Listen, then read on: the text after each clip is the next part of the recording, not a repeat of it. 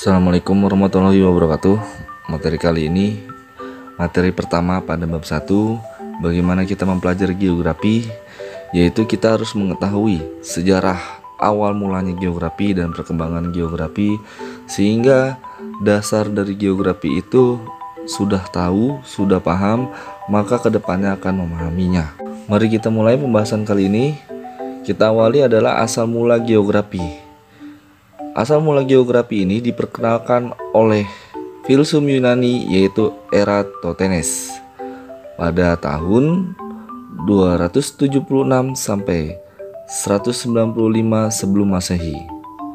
Jadi salah satunya adalah orang Yunani yang memperkenalkan asal mula kata geografi, yang berarti geo artinya adalah bumi dan grafien adalah lukisan. Sedangkan ada dua paham dari ilmu geografi ini.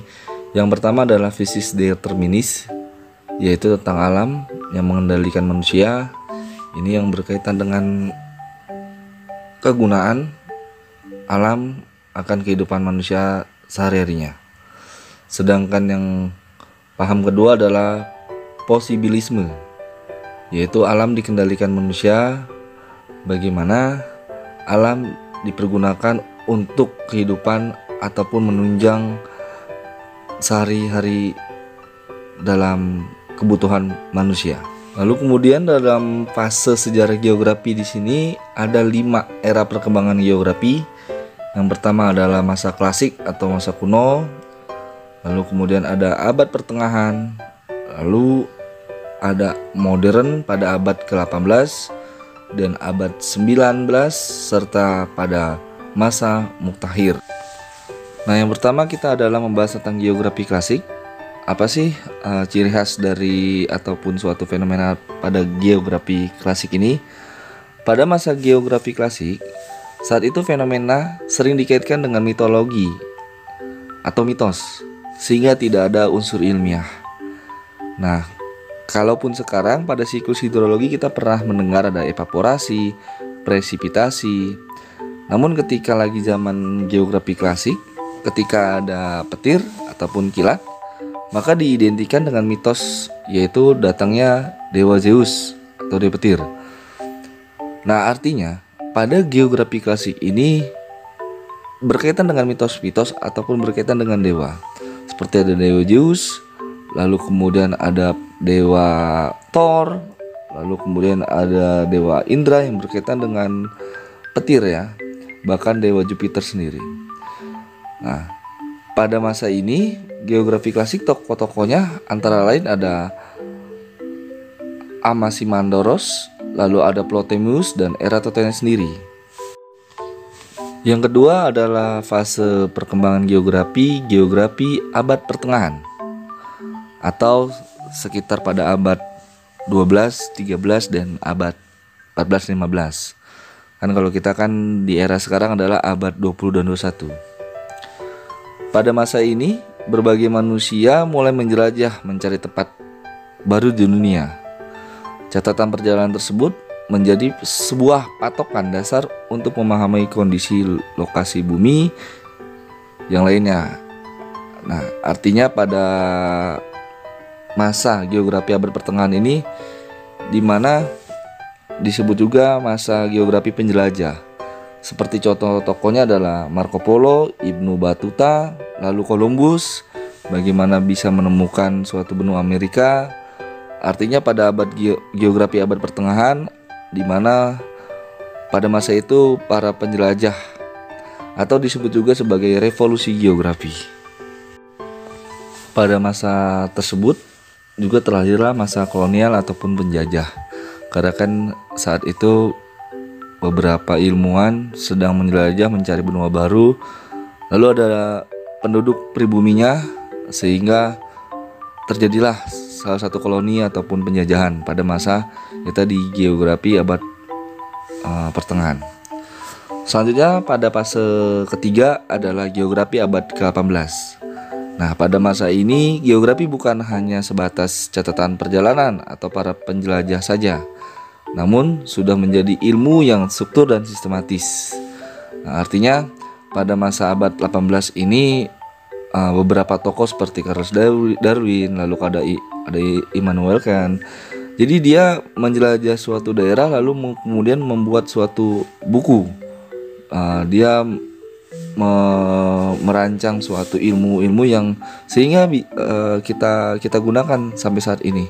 Seperti ada buku evolusi teori Darwin, lalu ada suatu teori-teori Immanuel Kant, salah satunya adalah persebaran flora fauna, kemudian ada pula tata surya. Jadi pada abad 18 ini para penjelajah tersebut sudah langsung membuat buku, lalu menggunakan teori tersebut dan dibukukan gitu. Nah, maka istilahnya jadi suatu perjalanan sejarah pada geografi abad ke-18. Lalu pada fase keempat adalah geografi abad ke-19.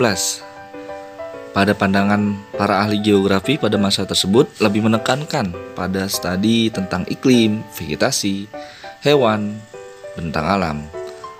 Artinya dia menekankan pada teori-teori alam seperti ada namanya ada teori tentang iklim Junghun, yaitu iklim tentang teori Köppen. Lalu kemudian ada tentang persebaran flora fauna. Nah, salah satunya di sini kan ada pemahaman Paleartik, Neartik, lalu ada pula Afrikan. Nah, di sini pada abad geografi abad ke-19, kajian manusianya semakin berkurang, artinya berkaitan dengan sosialnya dan lebih memperdalam pada kajian fisiknya. Dan terakhir adalah fase perkembangan geografi muktahir.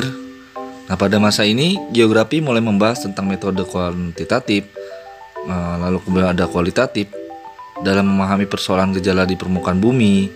Lalu kemudian perkembangan komputer juga berperan besar pada masa ini, salah satunya penggunaan data-data yang menganalisa statistik.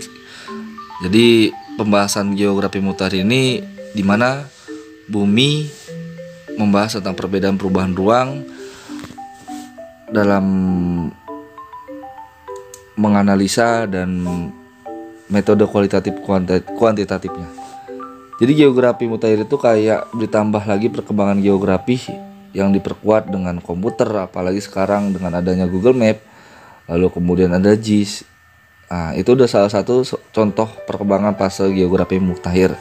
Oke, pembahasan tentang sejarah perkembangan geografi segera saya tutup. Sebelumnya, kesimpulannya fase geografi sendiri ada 5.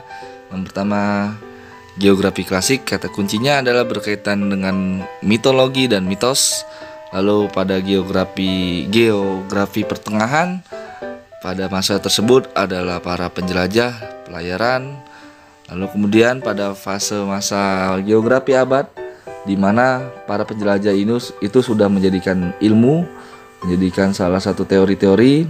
Sedangkan pada geografi abad 19 adalah fase di mana menekankan pada fisik, bentang alam, terutama pada berkaitan kajian-kajian alamnya. Sedangkan pada geografi muktahir, di mana kata kuncinya adalah lebih menganalisa tentang kualitatif, kuantitatif, berkaitan dengan teknologi yang kita gunakan saat ini. Salah satunya Google Map, GIS. Nah, itu adalah geografi muktahir. Baik, materi tentang fase perkembangan geografi saya tutup. Semoga dipahami. Mohon maaf jika ada salah dan pembahasan kata. Assalamualaikum warahmatullahi wabarakatuh.